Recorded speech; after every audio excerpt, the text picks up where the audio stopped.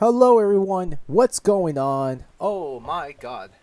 It is episode 8 of Lights, Cameras, and Scream. And welcome to this week's episode. And today we're going to be talking about a movie I've watched yesterday, still fresh on my mind. And I have to say, though, with the movies I've watched the last couple of weeks, I could not find a good title. And now the other titles I'll end up reviewing at some point.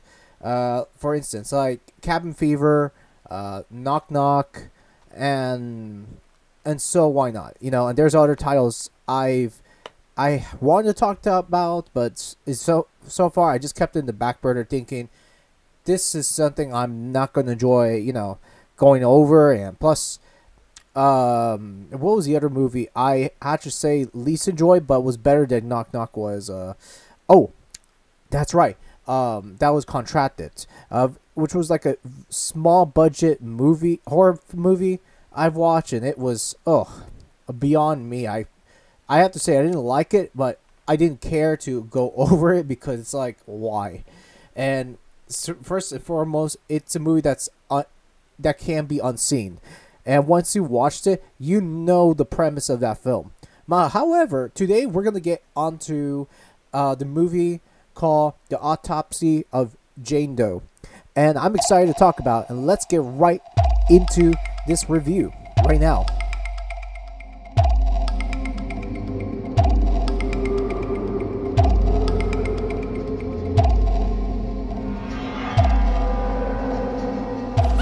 I watched the Autopsy of Jane Doe last night. It was a joyride overall. The movie just was one of those movies that kept you at the edge of the seat. While I've not watched the movie in a long time that did the same thing, but that was one thing I'd say that this horror slash thriller was one movie that did so well. The fact that it was a different movie, and there's some things that weren't like super unpredictable, but I remember going through in depth of this film was, gosh, you don't know what to expect with Jane Doe. So, and how they find this body and how they found this entity. Excuse me. I would say this person, however, it's been dead and they've discovered in a house somewhere nearby.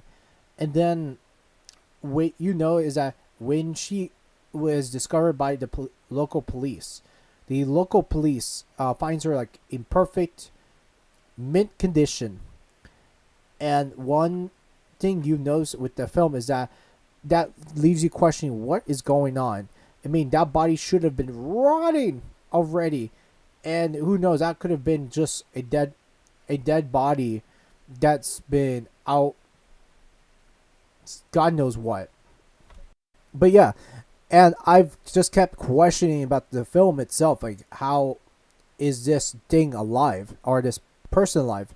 So they could not find a print mark, or no fingerprints on it. All they know is that they've called the subject Jane Doe, and so this body, it gets rolled in by the courier's office, which is investigated by a father and son couriers, to investigate the body, how she died, and more so on Jane Doe is you're end up discovering who that thing was. So the main characters in this film. So I'll give you just the casting real quick. So Tommy, the main protagonist in the film, Brian Cox, which is played by Tommy the father, and then Emmy Hurich, which is played by Austin.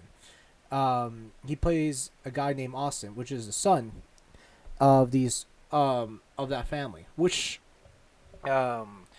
gives you enough reason about how this is gonna go between these two and the backstory of the couriers, and then Emma, which is played by Ahila Alivbon, which, oh my gosh, can't even pronounce for the life of me. But anyways, I thought all of them did really well in general. Which by the way, she's this is an actress I have no idea what kind of movies she's played, but I can tell you right there is that she's done an excellent job of this film. But however, her role is not as big because she's only around in pretty much in two scenes in this film throughout the entire film. As which, by the way, Emma is like the girlfriend of Austin, which in this case they were supposed to go out to a evening screening around 7, but then the son decides, you know what, let me stay with my dad and discover this body, and he convinces her to that let's go to an evening screening of a later screen, so that way they can check up on the body. And at that point, she's like, okay, well, we'll do that, and so he basically sweet talks her into going into a later screening. So that's what happens, and so later in the film, and then also, what was the minor thing I've seen? Oh, you got the police officer, which his name is Michael Eltron. By the way, that's the actor's name that plays Sheriff Burke in this film. But yeah, overall, what can I say to that point? Oh, and then the cat. Oh, the cat. His name is Stanley the cat. Which, by the way, funny enough too. Yeah, so the cat does get credit in that role too, which is interesting. Oh my god. Oh, and which, by the way, there's not much IMDb information about Sydney. Which I can't believe that the cat is credited in the IMDb's of all things. But you know, the cat did have a very minor role in comparison, so not much to be said about the cat. Which is, I think, is quite hilarious to think about a cat is being credited in the film. But overall, and one of the things you notice with the couriers is the two right there, and their purpose in this hospital, in this small courier hospital, is that they end up finding out more details than in that it's out of their league. Basically, they end up discovering so much of who is this person, but so right now they've just called it Jane Doe because they really don't have an actual idea who is this body at all. So which Jane Doe is pretty much named after the subject coming from the officer, and so the two father and son ends up going very much in depth with the with their investigation, why on earth she's basically mint condition. There's nothing, no wrong, no scratching, no marks, nothing at all. And I've noticed with this film is that even though it doesn't feel like it's like, what's the words I'm trying to find with this one, is that it's not cheesy or anything, but you notice even throughout the film is that even though, yes, they've done a great job with the aesthetic of the body, I've noticed so much things that were getting on my skin that I had to look away at certain points of this film, that I was like, oh, okay, I think this is a bit too much for me. But as I've gone further down the film, so much more about the Autopsy of Jane Doe is that, like, for one, the first scene of that film, when the father uses the syringe knife, that's where things get a bit under my skin, especially when they were opening her up. And then the first thing you notice is that there's blood. And first of all, why blood coming out from the body when that body has been dead for so long? But the fact is that even the body feels, or the way it looks and feels, looks so alive on screen. It's just like, it makes you wonder, wait, how is this even possible? But I mean, continue on with the film, and what I've enjoyed most about this film, and is the effects of the film, and everything I enjoyed right there. So the first thing they do is even that entity or the spirit, which is part of that part of that body of Jane Doe, is that the spirit kills the cat, which you know when the cat first looked into that body of Jane Doe, the one thing that kind of ring the bell to me is, for one, is animals are smart. Animals know something that humans don't. That's one thing, is that cat was freaking smart. Even the cat knew right away that there was something wrong with that thing. Like, even so, if an animal were to hiss or sense something amiss, you know that they do not want you to go too deep with that, because uh, that that is a sign that if your cat tells you something and it's hissing, yeah, stay away.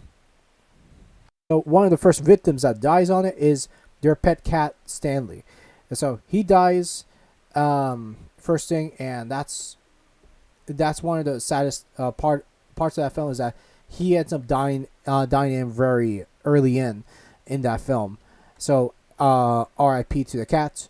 But so the more you go over with the Autopsy of Jane, you know so many strange events happening with, even in the coroner's office. For one, you look in the the throughout the film itself, that you're discovering about so many things with this body. For one, it even though it may feel like the body is not alive, but you notice like strange things happening. In fact, the strange abnormality, strange objects they discover through this investigation, is they've noticed weird objects inside the bodies. Like, it's like there's been clues inside the body, like rags, lily blossoms, like flowers, and of course, and they've early in they talked about if the body was like abused, or if she was getting into something very estranged, which I thought, I wonder how that's supposed to be a thing. But of course, their first guess was wrong about the whole prostitution part. Maybe she got abused, but what they did get right was that she was harmed one way or the other. But that's where it comes down to, is the cloth has this whole symbolism and religious things, that you end up finding out that the father when he gets so in depth with the body, the father is really smart, getting into the weeds of things, getting in why, who is she, or what was she, and even though there was so many clues I've noticed with this film, is that it did so well, but then later on, is while they in their investigation, you notice there were strange things that have happened, like the radio, for instance, when the radio was speaking in some sort of obscene things on the radio. It's like the spirit was contacting them one form or the other, that they were gonna end up dying, and in this part it was like very chilling to me, because I was like, whoa, that's why I was like, the hell is going on, and that's where part of me was like, I was stayed up, I was on the edge of my seats, and everything I've seen in this film, like even when notice deep in, like the son was already noticing strange patterns and strange things that was in the office already, and like dark figures and shadows, like you notice that the son was like, this was already a bad idea, and even he knew this was a bad idea. So I was like, oh yeah, I had a bad idea. For me, however, as a viewer, this was a very bad idea from the start to begin with. and I knew it already when it came down to everything that was happening. I was like, yeah, not a good idea. It never was a good idea to go too in depth. For one, you notice like the blood was spilling out on its own um outside the medical tubings, which was spilling out of the refrigerator, and then like other weird events and strange things that were happening, which should have never happened right from the start.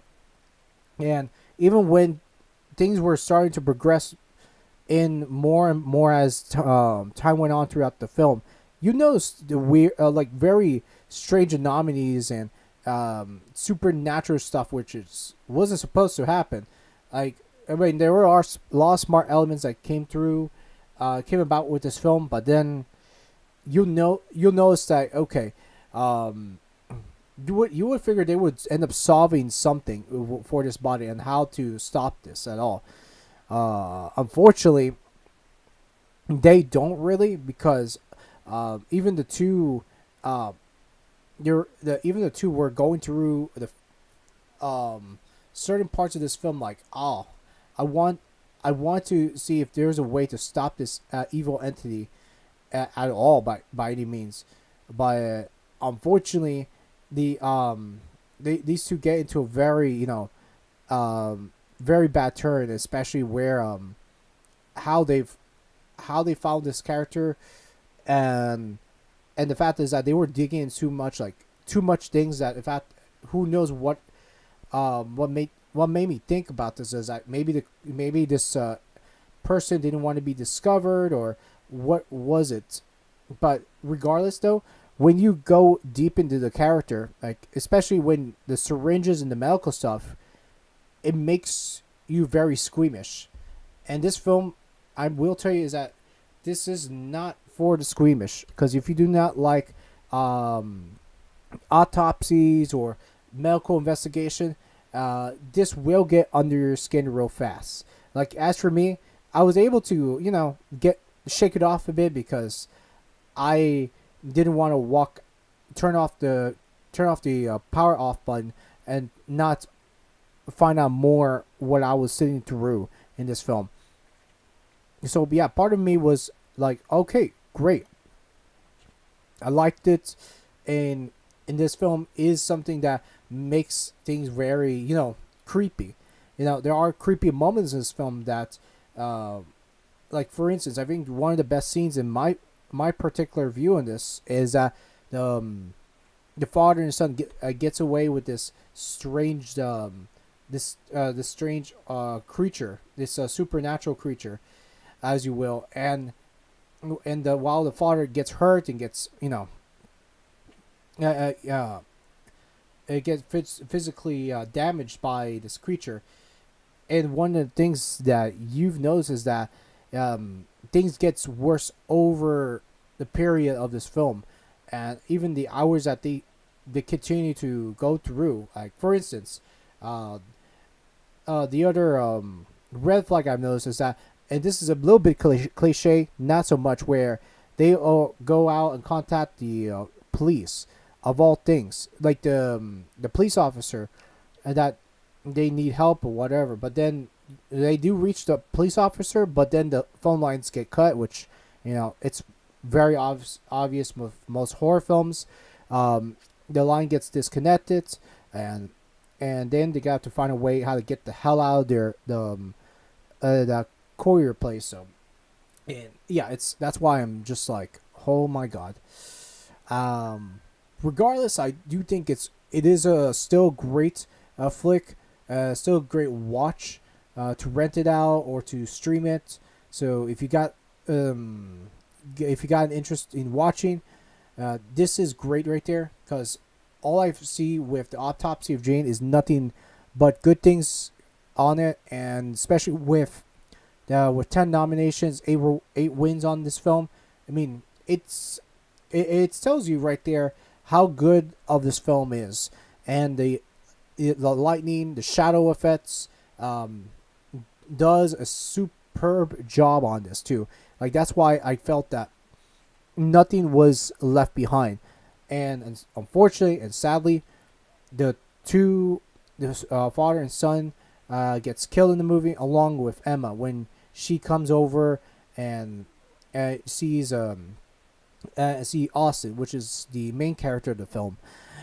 And yeah, that's one of the sadder parts of the film, is that Emma, Austin's girlfriend, gets killed by accident because when they were running away from the creature, they thought it was, the creature that was killing, but instead it was the girlfriend, which, for a second I was like, this cannot be the officer at all. This cannot be. But then you notice right there is that, it's not the officer, but it's Emma, which I had predicted some point in time that they were gonna kill off Emma, and some reason I almost had that feeling this was supposed to happen, but without going in and spelling out too much of the mystery behind it, the Autopsy of Jane will give you some surprises that I think that is worth watching. And so in my investigation, my rating on the Autopsy of Jane is a 7 out of 10. So yes, that's right, 7 out of 10, because while I feel that they've done there was a lot good that they've done in the film, and especially of how they've executed some things, and I felt that there was other things that were lacking, especially, like, for instance, like, if you knew the office was being haunted, you know that I felt that things should have been done a lot sooner, because again, it makes you want to think twice of becoming a courier and investigating bodies. That's one I felt like, even watching through, it just feels like, oh gosh, it makes you want to think twice to be a courier and having to go through the insights. But again, I would tell you is, if you're able to stomach through a film like this film does a great job. Now, the other part of it is the ending was not so great on this film, because the ending, I felt like, okay, they done okay with this film, and then until the ending came about when everyone died. It's like when you notice when the body, towards the end, when the camera zooms right through the feet, the feet of the body, you'll notice like a little wiggle on the toe, like noticing or tells you that it's alive. And I felt like, man, who knows? They could have continued on with the film, but at this point, it's like, this is a one-time thing, a one-time done. So, I mean, which makes sense, because I don't think they want to continue on with the film more and more so in this too. So it makes you just gonna have to let your imagination go through and say, what could have they done with it, or any other circumstances they could have done. But regardless, great film to watch, and particularly, this isn't a movie I'll watch all the time. For me, it's a one-time thing, one-time done for me as well. Anyways, guys, let me know down in the comments what you think about the Autopsy of Jane. I hope you enjoyed this review, and you guys have a good one, and you take care. Have a good one.